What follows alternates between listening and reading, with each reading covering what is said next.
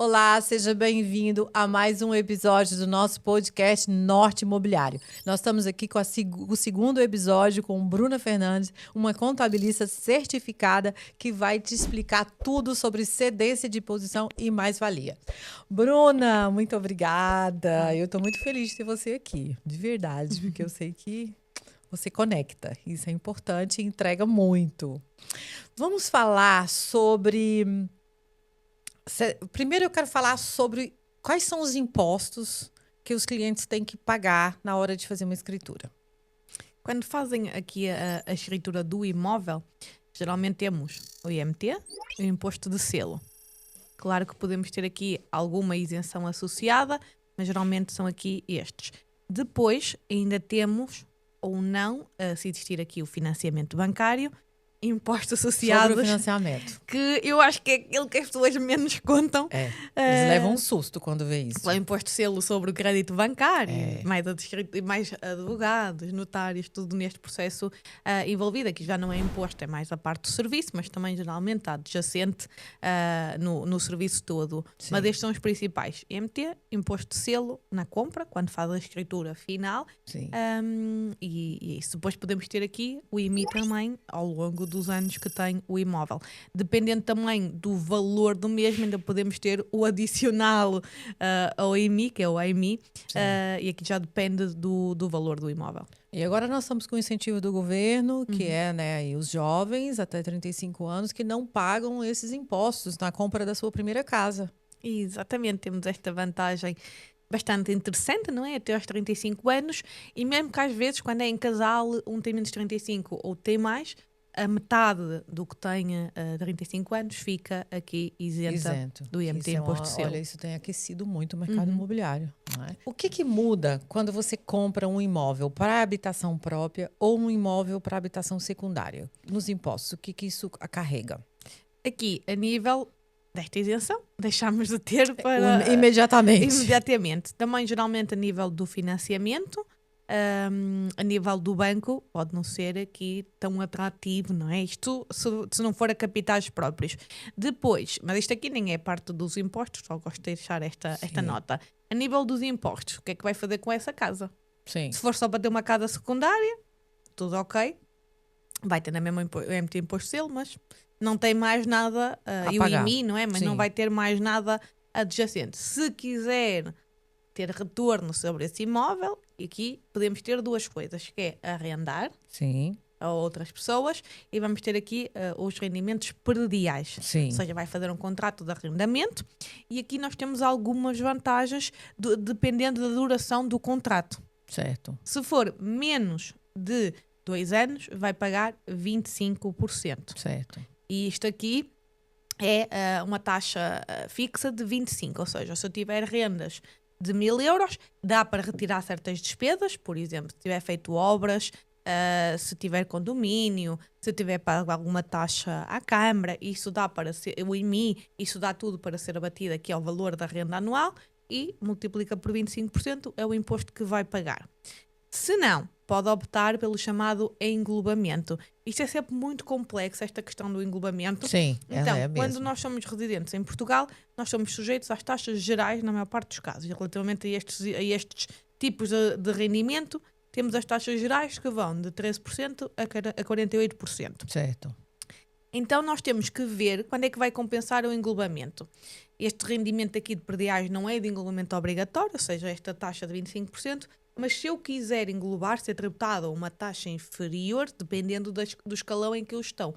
Imaginem que eu não tenho nenhum salário e que tive 10.000 euros de renda no ano. Vai-me compensar englobar, porque vou ficar numa taxa menor que 25%. Sim, faz todo sentido. Então nós temos que entender o que é de englobamento obrigatório e o que é que não é. Por exemplo, não é de englobamento obrigatório. Rendimentos de trabalho, nosso salário, se abrirmos atividade e se vendermos aqui uma casa. Estes 3 tipos geralmente são de englobamento obrigatório. Nós não podemos decidir a que taxa é que vamos aplicar, a não ser que tenha, por exemplo, o IFIC, o novo RNH, o RNH 2.0, mas de resto são as taxas gerais. Depois, por exemplo, investimentos na bolsa de valores, juros de rendimentos, não é? De contas poupança, por exemplo, dividendos, Tudo isso é opcional o englobamento, ou seja, a taxa nos prediais é 25%, nos outros geralmente é 28%. Sim, que é a taxa máxima, né? Os 28%. Aqui os 28%, sim, na parte dos investimentos, a não ser que seja, por exemplo, se tivermos investimentos em paraísos fiscais, aí pode ser 35%. Certo. Tem aí um agravamento. Mas geralmente este tipo... Quem são os paraísos fiscais hoje? Geralmente são atualizados pela Europa. Sim. Não sei todos de cor. Mas uns dois, assim, de cabeça, acho lembra? que o Panamá. Sim. Depois temos ilhas, aqui também algumas... A Chipre, né? O Chipre. Malta acho que não. Malta já não, foi muito. Agora não, acho que não é. Mas eu não Suíça sei. também já não é mais? Não, agora não sei de cor. Mas há aquelas ilhas assim que nós nem sabíamos que existiam, aqueles nomes... Sim, diferentes costuma ter. Mas há uma lista que é sempre publicada, ainda são alguns. Dubai é? Dubai é. Os Emirados Árabes. Sim, é. Mais. E outra pergunta aqui muito pertinente, que os meus clientes sempre fazem. Se você vai comprar uma casa e tem um financiamento bancário, isso muda alguma coisa nos seus impostos? Não. Não? É igual. Não vai pagar mais impostos pelo financiamento. Não. E nem vai pagar... Vai pagar os impostos associados, o imposto de selo que tenha o financiamento. Isso vai pagar. Tá. O investidor comprou a casa para secundária. Uhum. E agora colocou no arrendamento. Vai ter lá que pagar os impostos sobre o arrendamento. Ele vai poder deduzir o IMI, vai poder deduzir o condomínio, as prestações, os juros, tudo. Não. Só dá condomínio, IMI, as prestações ao banco não dá, até porque não é um custo. Não. Teoricamente, ele recebeu aquele dinheiro, agora está a prestar... É um reembolso. Um reembolso. Os juros, poderia ser aí uma dúvida, mas não conta. Tudo que é bancária não dá para... Não conta. Então só tem o IMI e o condomínio. E obras. Que tenha feito, alguma taxa que pague, o seguro obrigatório, que acho que é o dos incêndios. Imposto de selo, dá para recuperar esse valor? Em secundária, ele não dá para recuperar aqui na ótica, isto só em particular. Não estou a dizer na ótica de empresa, há um regime diferente. Mas, em particular, o que é que dá? Quando nós vendemos esta casa, comprei esta casa, fosse para o que fosse, mas depois, passado um tempo, decidi vendê-la. Então nós estamos aqui por dentro do que nós chamamos as mais-valias imobiliárias. Certo. Dá para abater, ou seja, imaginem, comprei por 100 mil. Certo. Vou vender por 200 mil. Certo. 100 mil de mais-valia. 100 mil de mais-valia. Vou ter 100 mil, só que dá para abater aqui despesas que eu tive no imóvel. Sim, no na caso, escritura. IMT, imposto de selo, portanto dá para abater aqui teoricamente. Sim. Escrituras, tudo com advogados, tudo o que seja. Nesta venda também, se depois tive comissão imobiliária, também dá para abater. Sim. E dá para abater também obras que tenham sido realizadas nos últimos 12 anos. Certo. E tem que ter documentos direitinhos, tudo que foi feito de obra, as faturas todas direitinhas, e ainda obrigam muitas vezes a ter a mão de obra. Certo. Portanto, quando fazem a título particular, atenção, filmem tudo. Tentem ter provas que foram vocês que fizeram a cada, porque a tia pode não aceitar se não tiver mão de obra. Já aconteceu, portanto, ter muita atenção aí. Mas o que é que acontece? Dá para abater nessa situação. No caso, isto vamos dizer que tinha 20 mil euros ou todas estas despesas, a mais-valia seria 80 mil. Certo. Só que só vai contar, temos aqui um primeiro benefício, só conta 50%. Certo. Portanto, a mais-valia só vai ser de 40 mil. Uhum. Exatamente. Aqui a mais-valia, estou a assumir que é um residente em Portugal, é de englobamento obrigatório, portanto vai pagar e sobre se ele é não residente? Se for não residente, vai ser aqui a taxa de não residentes. 30%. Não, é 25%. Okay. Atenção, investidores e investidoras. Mesmo sem escritura, a autoridade tributária pode te cobrar imposto. É isso? Depende aqui o que é que vai acontecer, qual é que vai ser o ganho associado. Agora, se tu fizer um contrato a promessa e demorar a fazer a escritura, aí não vai ter nenhum imposto. Agora, até à escritura, o que é que vai acontecer é que podemos ter aqui algumas nuances. Por que eu vejo muita gente... eu não sabia que eu tinha que pagar isso tudo de mais-valia. Como é que você acha que existe uma desinformação muito grande? O que você pensa sobre isso? Porque os clientes ficam... por que isso aqui é tão caro? Eu fui pego de surpresa, eu não sabia que isso custava tanto. Eu costumo dizer o que é muito, não é? Primeiro por esta questão de que as pessoas acham que os rendimentos são tributados todos em cada taça. Não é? Esquecem-se Quem que dera. Que junta tudo. Temos aqueles que são tributados à parte, mas é o que eu digo. Os que são de englobamento obrigatório, entra para o bolo. Se a pessoa tem um salário de 30 mil, 40 mil, já está num escalão de IRS alto. O que é que vai? Aquele ganho que teve com a casa já vai somar para o bolo e já vai ser aquelas taxas de 35, 45, isto dependendo do salário, não é? Portanto, já vai ter essa tributação. Só que temos que pensar primeiro. Vamos pensar por lógico, ok? Eu comprei um bem. Sim. E vendi. E vendi por 200 mil. Temos aqui 100 mil só por causa do mercado. E eu acho, nós temos que olhar nesta perspectiva, não é? Ok, vamos ser racionais. Ganhou, tem que pagar. Lá está. Temos este sistema que é ganhou, tem que pagar. Eles ainda dão o primeiro benefício a toda a gente. Aqui nem interessa. Há uns anos não dava para não residentes. Muita gente foi a tribunal porque a lei não dizia que não podia ser para não residentes. E hoje em dia está claro que é 50%. Ou seja, só 50% é que é tributado. Ou seja, independente. Se é residente ou se não é residente. Sim, portanto, isso é ótimo. É ótimo. E eu costumo ir logo por esta filosofia. Tipo, isto é incrível, não é? Só 50%. Porquê que acontece muito? Porque geralmente a pessoa compra outra casa. Sim. E aí ela pode usar. Mas aí é que mexe, porque a pessoa deixou de ter o dinheiro. Tá. E as pessoas, e aqui é entender, tudo bem, eu costumo dar o exemplo, mas tu não ganhas o teu salário, não és tributado e não o gastas muitas vezes. Sim. Aí não te incomoda. Porque é que na casa é diferente. Tu é que decide, é como ter negócio. Eu pago imposto sobre o lucro. Se eu depois pego nesse dinheiro todo e compro muito mais e não tenho dinheiro... É o que é. É o que é. É a mesma coisa aqui na casa. Eu acho que as pessoas se esquecem. E nós temos aqui uma segunda situação. Isto só dá para habitações próprias permanentes. Sim, não dá para secundária. Não, houve ali um período que foi ali um regime do mais habitação, mas que já terminou e que neste momento já não dá para fazer nada.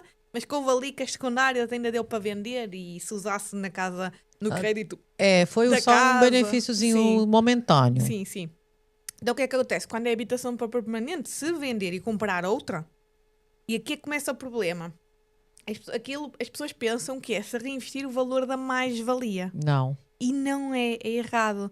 Nós reinvestimos o valor da venda. Então, se nunca usarem, quando vão dar de entrada no outro imóvel, se não for... O valor total, vai ter sempre mais-valia a ser tributada. Não vai ser na totalidade, vai ser por porcentagem do valor investido, mas vai ter sempre. Por exemplo, a pessoa vendeu a casa, ganhou ali 100 mil, vendeu a casa por 200 mil, ganhou 100 mil de mais-valia. Ela vai comprar outra casa para fazer o reinvestimento e não ter que pagar a mais-valia. Porque a única maneira hoje é de você fazer isso, né? Você vende a sua habitação própria, permanente, e vai comprar outra habitação própria permanente, então você não vai pagar a mais-valia nessa transação, correto? Correto. Se a pessoa pegar só 100 mil para pagar essa casa, essa segunda casa que ele vai comprar, não enquadra. Vai pagar mais-valia. Vai pagar alguma coisa sobre a mais-valia. Ela tem que pegar os 200 que ela ganhou e reinvestir imediatamente. Não, são 3 anos, né? Durante 36 meses. 36 meses, os 200. Mas tem uma vantagem. Mais outra. Ótimo, gosto das vantagens. Ele permite, neste reinvestimento, quando vai comprar outra casa, tem que existir a compra de outra casa. Certo. Pode usar como reinvestimento o abatimento que fez no crédito da casa que vendeu. Isso é bom. E isto é muito interessante, porque as pessoas pensam, aquele dinheiro nunca foi nosso, porque nós pedimos ao banco. Sim. Portanto, já temos aqui outra vantagem, porque conta como reinvestimento que poderia não contar. Sim. Que faz sentido, se não contasse, faria sentido. Só do dinheiro, não é? Podia não contar, portanto, mais um benefício associado. Eu gosto sempre de trazer alguma positividade, porque eu vejo sempre a parte negativa e mas isto até não é tão mal, não é? Porque estamos a ganhar. Eu acho que as pessoas não entendem. Não deixa de ser um negócio. Sim. Eu até costumo dizer, quantos anos é que teriam de trabalhar para ter pagar conseguido? isso? Agora, claro, se vão comprar outro imóvel mais caro... Também é uma melhoria na vida dela. Exatamente. Subiu de vida. Exatamente. Mas eu sei que as pessoas vão dizer pagar impostos, mas eu tento olhar para o lado positivo. Gente, isto vai acontecer, quer queiramos, quer não é? Vamos ter, claro que podemos lutar para que não existam, isso eu concordo. Não estou aqui a dizer que... Por isso que a Bruna está aqui, para te ajudar. Eu só estou a tentar que entendam, porque às vezes nós falamos sem razão. Sim. E eu acho que temos que falar com propriedade do que é que está a acontecer. Então o que é que acontece neste caso? A pessoa vendeu a casa por 200 mil, mas tinha um crédito desta casa, imagina, comprou por 100 mil, ainda tinha de 80 mil. Então, abateu ao crédito 80 mil, só tinha que reinvestir na outra casa 120 mil para não pagar nada. Sim, isso é ótimo. E agora dizem-me assim, eu faço muito estas contas, eu quando estou a fazer as contas mostro a pessoa sem ter a venda da casa, sim, porque tem o salário, tem outros rendimentos, eu digo, olha, só destes rendimentos estás a pagar isto de imposto. Certo. E depois esta coisa, as pessoas assustam-se pagar IRS. Eu acho que é só no IRS que as pessoas acham normal receber. Receber. Sim. É que na minha opinião impostos cultural. É que muito cultural. É o único que as pessoas estão à espera de receber, que é só errado, não é? Os impostos pagam-se. Sim. Só estamos a receber. Você recebe quando você já pagou e está recebendo de volta. É só reembolso por causa disso. Portanto, culturalmente, então, quando é a venda das casas, como geralmente está a pagar, é o ai Jesus. Já viu que eu sofro. Portanto, a pessoa já tinha 3 mil euros de imposto só com aquele rendimento. Certo. A seguir, faço venda da casa sem qualquer reinvestimento. Ou seja, para a pessoa decidir se quer reinvestir ou não. Sim. Porque às vezes poderia alocar esse valor noutra coisa. Sim. Então vamos imaginar que passava de 3 mil para 15 mil. Certo. Então teve aqui quanto de imposto de diferença sobre imóvel? 12 mil. Portanto, aquela mais-valia gerou um imposto de 12 mil. Certo. Depois faço com reinvestimento total ou parcial, para a pessoa decidir. Então vamos imaginar que faz parcial. 6 mil, né? Vou reinvestir 6 mil e vou ficar com 6 mil. O que é que acha? É melhor pagar 6 mil e usar esse dinheiro noutra coisa ou prenderes aqui 100 e tal mil euros? Exatamente. E sem contar que tem 3 anos, 36 meses para fazer essa manobra. Você pode pensar o que você vai fazer com esse dinheiro. Exatamente. E ainda tem aqui outra nuance também. Vamos lá, as nuances. Que é quando o reinvestimento, o que é que pode ser feito? Isto também é sempre também muito confuso. Também tem isso, é verdade. Nós podemos... Isto é muito confuso mesmo, mas se olharem para a declaração e para o português, que ele é clarinho. Está lá na lei, nem é complexo. Está lá bastante direitinho o tema. Nós podemos reinvestir num terreno. Certo. E na construção. Certo. Nós podemos reinvestir na casa. Certo. Com obras. Não. Ai, meu Deus. Então o quê? Com móveis? Só dá para uma das coisas. Ah, tá. Ou comprar a casa, ou seja, ou usa o reinvestimento na compra da casa. Certo. Ou usa o reinvestimento nas obras. Ah, tá. Não dá para as duas coisas. Ah, entendi. Só dá para obras quando é terreno só. Para construção. Para construção. Quando já existe um imóvel lá, não pode fazer, não pode. E muita atenção quando se está a comprar terrenos, quando tem lá uma casinha toda destruída, porque já não vai dar. Geralmente o que é que a pessoa escolhe? Se a obra for mais escolhe o reinvestimento da obra. Sim, que é mais caro, óbvio. Portanto, mas é preciso ter essa nuance, porque às vezes as pessoas ficam, mandam-me, agora estou a fazer IRS e mandam-me as despesas todas das obras da casa nova. Isto não dá, isto dá-se um dia vender dessa casa que conta, nós temos depois dá para despesas dos últimos 12 anos. Sim. Então aí guardam as faturas todas, mas as pessoas mandam-me aquele carrapato todo de documentos e das obras todas e eu, olha, da casa nova. Não serve para nada já. Não serve para nada, porque pronto, a casa já existia, só fizeste o melhoramento da mesma, não vai servir para nada. E ele fica desiludido. Manda-me o imposto, eu MT imposto da nova casa, também não serve. Só serve quando um dia vender essa casa, para já não serve para nada. Olha, o seu trabalho E depois ainda dá quem vende também, se tiver mais de 65 anos, dá em produtos financeiros. Ou seja, aí não tem que ser casa, há certos produtos financeiros que pode. Só que é uns seguros específicos de capitalização, acho que é assim que se chama, só que às vezes tem 3 meses só para fazer. E já me disseram, por acaso foi recentemente, que às vezes é muito difícil conseguir em 3 meses fazer esse investimento. Anda a ser discutido também. Um prazo maior. Um prazo maior, porque dos bancos não... as entidades que fazem estes seguros não dá para fazer em 3 meses. Não conseguem fazer em 90 dias. Sim. Vender um imóvel por um valor inferior declarado na escritura, isso é um problema? É um problema. Isto é o VPT, o valor patrimonial daqui do imóvel, que temos quando nós gestamos um imóvel nas finanças, eles é dado uma valor patrimonial. Um valor patrimonial. Claro que podem avaliar, e muitas vezes é avaliada até para efeitos de IMI, geralmente o banco também pede uma avaliação bancária. Então o que é que acontece aqui? Se formos vender a um preço inferior, a AT pode não aceitar, pode obrigar a que seja pago imposto sobre o VPT da casa. Temos de ter provas claras que se tentou vender por aquele valor e não se conseguiu. Entendi. Para ele ser aceito o valor mais baixo, que senão não vão conseguir. E os impostos são altos depois, né? Não é ser alto, não tem como fazer. Só que a pessoa efetivamente, porque uma coisa é, se foi real, tem provas de certeza que tentam vender e não conseguiu. À partida ninguém vai querer vender pelo preço abaixo. Agora, se vendeu abaixo para pagar menos impostos, aí nunca o faça, ou seja, o chamado por baixo da mesa, não é? Aí nunca faça por um valor abaixo do VPT. É sempre VPT. Ou ali no... sim. Porque a gente às vezes tem muito isso com garagem, né? Sim. Às vezes as pessoas querem ali fazer. Agora vamos lá falar sobre o que o mercado mais me consome nesse momento. Cedência de posição contratual. Que problema essa cedência, Bruna. Bruna, assim, nos últimos anos eu vi que o governo está muito em cima das cedências. Está fiscalizando tudo. E como eu vou explicar isso para o meu cliente investidor, para o meu investidor que está vindo fazer isso agora, que tem essas imóveis na planta, muita gente compra e revende. Como eu vou colocar isso na cabeça dessas pessoas que isso agora tem que pagar impostos? Na teoria sempre teve. Sempre. Só que como não se sabia, na dúvida não se questionava, não se fazia nada. E costuma-se dizer aqui que é atirar o barro à parede.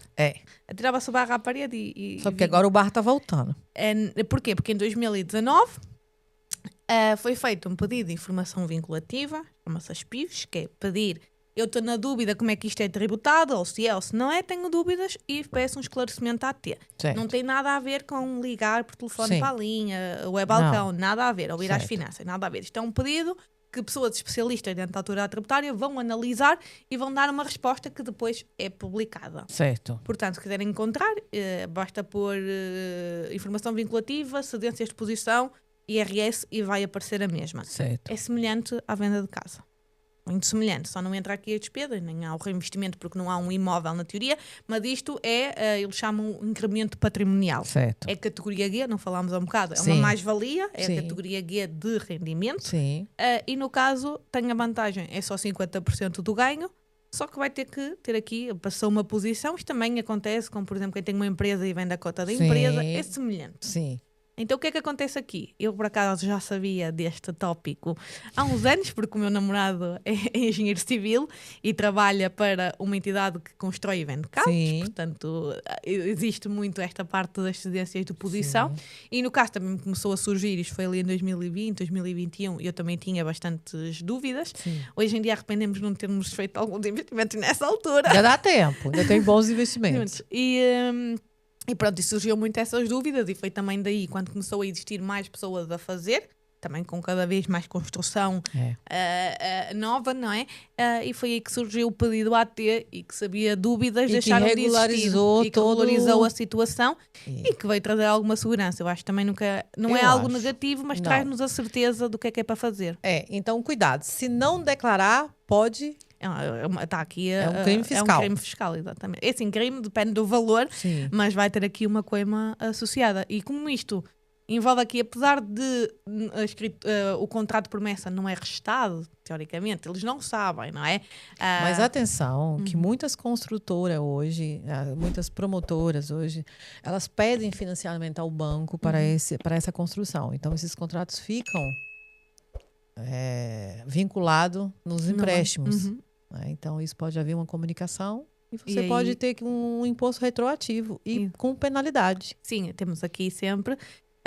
vamos ter uma coima associada, que depois depende do valor, que geralmente há de aplicar a coima mínima, mas tem a coima associada, vai ter que pagar o imposto que não pagou na altura e ainda pagar aqui os juros indenizatórios. Referente, né, a essa transação.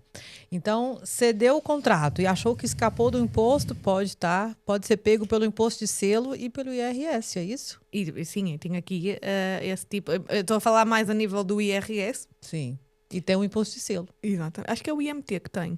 Não tenho a certeza. É imposto de selo. Então, a ascendência tem que ser declarada. Sim, tem que ser. No IRS, 100% certeza. Sim. E para essa ascendência, tem que ter uma autorização da construtora, né? Tem que autorizar, tem que ir na finanças, tirar essas guias. Isso, e assim. À partida, não estou tão por dentro desse processo mais burocrático antes. As pessoas, quando chegam para mim, já fizeram tudo. Já está tudo prontinho. Eu sou a nível do IRS que ajudo mais. Mas pronto, tenho um imposto selo, sim. À partida tem que sempre tirar a guia das finanças desse contrato, dessa posição. Agora, para finalizar, um jogo rápido aqui. Comprar imóvel em nome dos filhos traz benefício fiscal? Em termos de imposto, não. Vai ter na mesma que pagar aqui os impostos. Claro, aqui à partida não vão viver lá na casa, portanto nunca seria habitação própria, não é?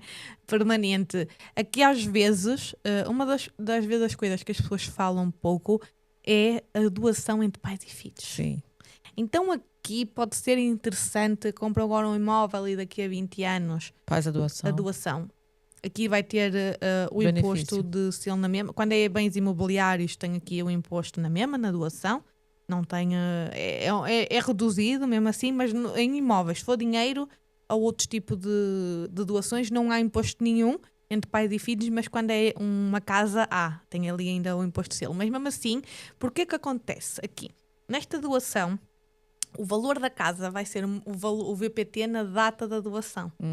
Então, se a pessoa vender-se aqui nesse ano, a mais-valia vai ser reduzida. Entendi. É uma boa jogada. Portanto, pode ser interessante nessa ótica. Questão de doações. Uhum. Muito bem.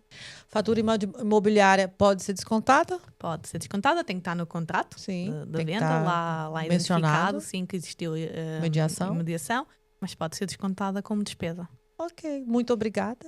Amei ter você aqui. E quem quiser contactar, fazer uma reunião com você, te contratar para os seus serviços, segue nas suas redes sociais. Exatamente. Que ela é famosa, gente. Pode ir lá que a Bruna sabe muita coisa e vai poder te ajudar a fazer o processo com cautela, cuidado, que investir é um ótimo negócio, mas sempre com atenção na fiscalidade, porque isso é importante. É importante, para depois não receber guias e achar, eu não sabia, tinha que pagar isto. E depois põe a culpa no contabilista. E também. Que a culpa é do contabilista. Isso a gente escuta muito, né? Muito obrigada. Nos segue aí nas redes sociais, vai lá no Instagram da Bruna. Tá bem divertido, bem comunicativo, vale a pena. Vamos lá. Obrigada, Bruna. Obrigada.